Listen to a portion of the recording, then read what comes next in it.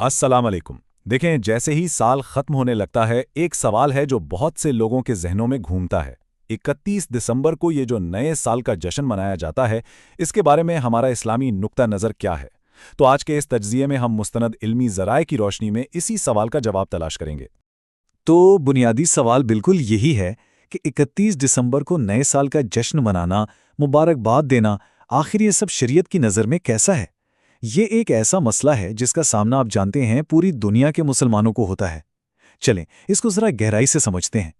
ٹھیک ہے، تو اس مسئلے کو سمجھنے کے لیے سب سے پہلے ہمیں اسلامی فقہ کے ایک بہت ہی بنیادی اصول کو دیکھنا پڑے گا۔ ایک ایسا اصول جو اس طرح کے تمام معاملات کی آپ کہہ لیں کہ بنیاد ہے، اور وہ اصول ہے تشبہ۔ اب یہاں ایک چیز بہت اچھی طرح سمجھ لیں، اصل بحث کیلنڈر یا نئے سال کے دن کی ہے ہی نہیں، بلکہ اس کا تعلق ہے اس اصول سے جس کا ہم نے ذکر کیا، تشبہ۔ اس کا مطلب کیا ہے؟ اس کا مطلب ہے غیر مسلموں کی ان خاص مذہبی یا ثقافتی رسومات کی پیروی کرنا جو ان کی پہچان ہے۔ یہی وہ مرکزی نقطہ ہے جس پر ساری بات گھومتی ہے۔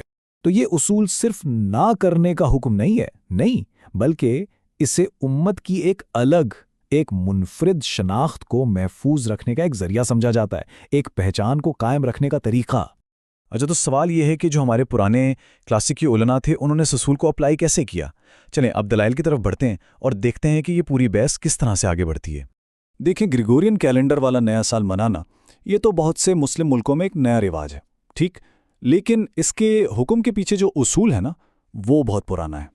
ہمارے فقہاء کرام اس مسئلے کو سمجھنے کے لیے اکثر اس کا موازنہ قدیم فارسی نئے سال سے کرتے ہیں، جس کو نوروز کہتے ہیں۔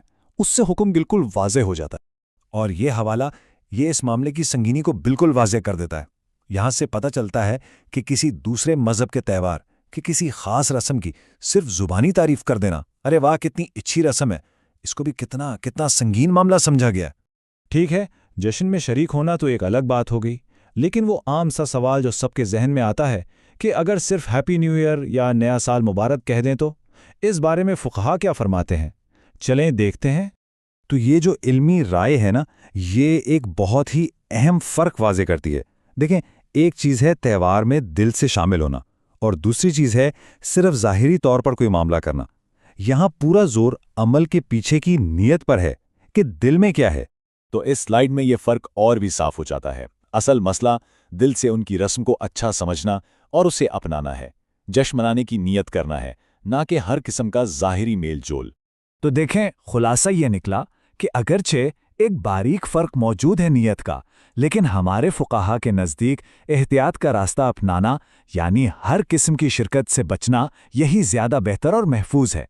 جیسا کہ فقہ کی کتاب میں لکھا ہے، وَالْإِحْتِرَازُ عَنْهُ أَسْلَمُ، اس سے بچنا ہی سب سے سلامت راستہ۔ چلیں اب اس ساری گفتگو کے جو اہم نکات ہیں ان کو سمیٹتے ہیں تاکہ ایک واضح نتیجہ سامنے آ سکے۔